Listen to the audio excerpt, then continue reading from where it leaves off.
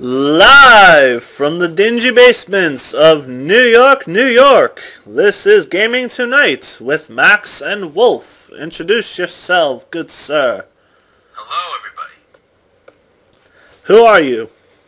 I'm James Max.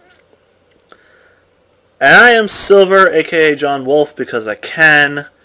And we are basically here today to discuss various gaming things that we think up off the top of our heads. As we were discussing before we decided to start recording, we basically just doing this because we can. If you don't like it, don't watch. What is the first topic, good sir? I guess we can talk about everything that's led up to Black Friday. I guess the biggest thing would be you getting a PS3 a couple weeks ago. Yep. So October 27th, I want to say. Somewhere around there.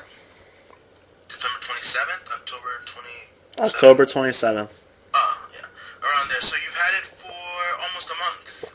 Yep. So what are your impressions so far of it after almost a month? I have a friend who's gonna hate me for saying this, but I actually do like the PS3 so far.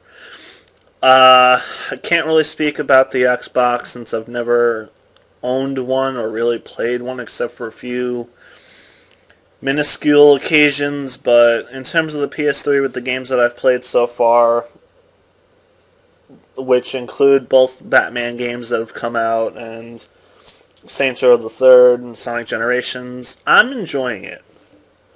I mean, some games are better than others, but you know what? That's how it is with any system. The controls feel decent. On the TV that I have, the visuals look good, and what more can you really ask for on a console right now? Except for maybe less lag. Now, there's one problem I do have with the PS3. It kind of lags a little bit at times. You mean in terms of the in the game itself. No, not even online. I haven't even tried online yet. The games themselves lag a little bit at times. In comparison to the PS2, which I didn't really experience that much lag.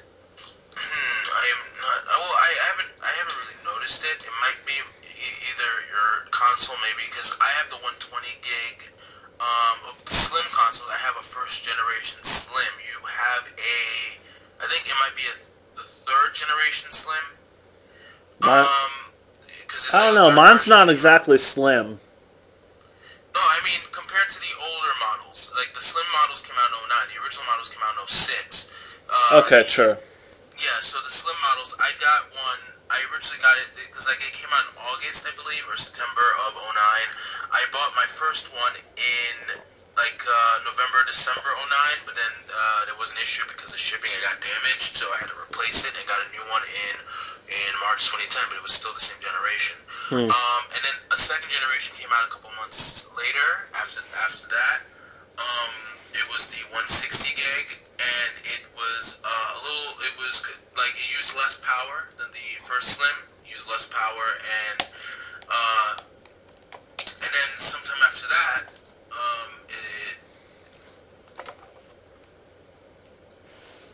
Go on. So I believe you might own that particular version that uses probably 75% less power than the original Slim. So I'm not sure if that has to do with anything. Maybe it lags because it doesn't want to use as much power. I'm not sure.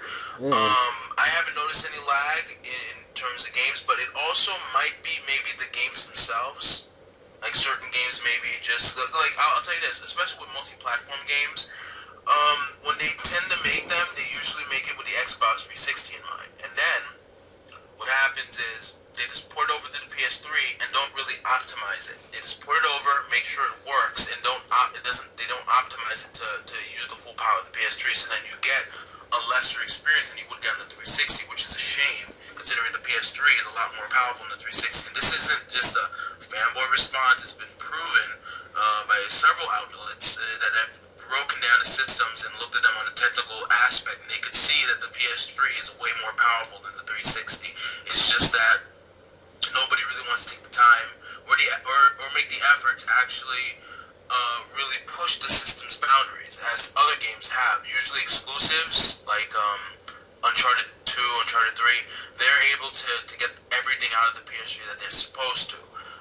Games that aren't exclusive, multi-platform, they use it with the 360 in mind because it's faster.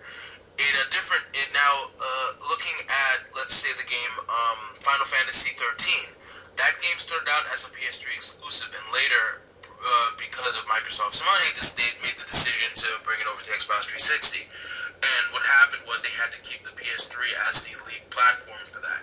So when that happened, they ported it over to the 360, didn't optimize it for the 360, and it ended up having the 360 be a lesser version. If they were to make both versions separately, concurrently, which would cost more money than having to port, you'd have a much better, you'd have slightly different versions of the game. There'd be a few slight differences, maybe with the way certain things are. I guess this is what they want to avoid. On top of that, this is how it actually used to be long ago. You would have different games that have slightly different versions, but Microsoft's rulings, like they have like rules when you're making multi-platform games.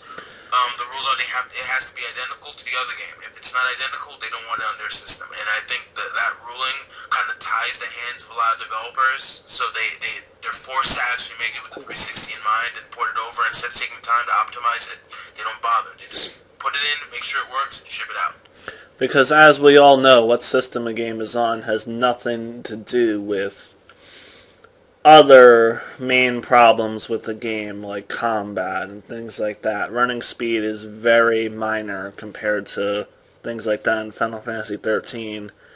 The combat, from what I'm hearing, is very repetitive, which is never a good thing for an RPG, and the story is kind of weak, which is also something that's really not that good for an RPG. But since I have never played it myself, I'm not going to say what I just said is fact. It's just what I've heard. What I think it comes down to, what you just said, I think it comes down to all Japanese developers. I think as time went on and newer technology came out, while Japan will always be on the forefront of technology, like they'll always be number one, they'll always come out with some of the best things. I think in terms of a rival, in terms of technology, it would probably be Apple. Because they are just as innovative with technology as Japan is. But in terms of games, the issue here with gaming is that Japan, a lot of Japanese developers, with the exception of a few, like Platinum Games and such, they tend to, like, they're not really, they lost their what they had in terms of innovation, because they're the ones who pretty much created the gaming industry. They literally invented the gaming industry, and it seems the West revolutionized it. They changed it up, especially with this generation of the game. And you see a lot of games coming out from Japan that uses very dated animations, very dated styles of combat. It seems like they have this inability, or a downright refusal to move to go get with the program, to do what everybody else is doing, to push everything forward. It seems that they just want to do their own thing, and also bear in mind that Japan is a very traditional country. A lot of them they're traditionalists. It's like, if this works, why stop it? And also bear in mind that a lot of Japanese games that are made are not made with the West in mind. They're made with Japan in mind, with the East in mind. So when they make a game and they release it in Japan, it's for the Japanese audience, and it's brought over to America, and then we criticize it while Japanese gamers do not. They love it.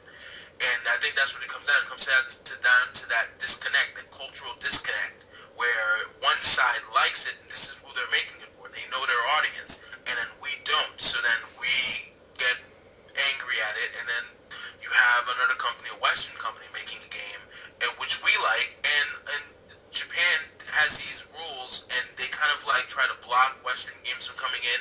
A lot of Western games take forever to get to Japan. It has nothing to do with localization in terms of making, like changing the audio around and blah, blah, blah. A lot of it has to do with their stringent policies, because they are very, like I said, very traditional country, and they don't really like when the West bleeds into the East.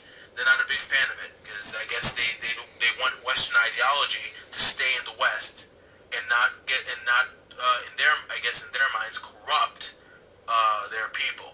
So I think that's what it comes down to, is that when a game comes out, like for instance